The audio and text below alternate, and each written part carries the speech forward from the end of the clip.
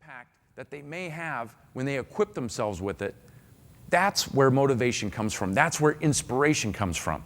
And it's not automatic. You know, if we lose clarity in our journey, everything becomes a struggle. Because now we don't know what to say yes or no to. So we say yes to everything. It's like being in an all-you-can-eat buffet. Yes, yes, yes, yes. Next thing you know, you've got a plate of food 32 feet high. It's the quickest way to get overwhelmed, and it's the quickest way to get frustrated.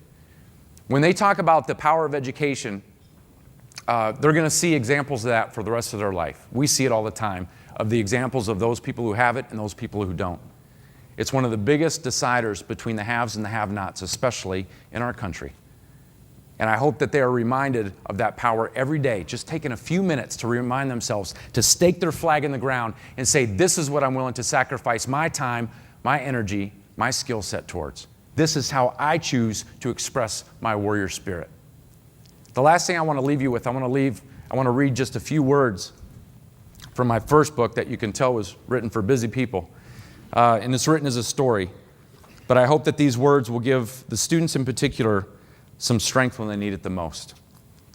The path of a warrior is not an easy one.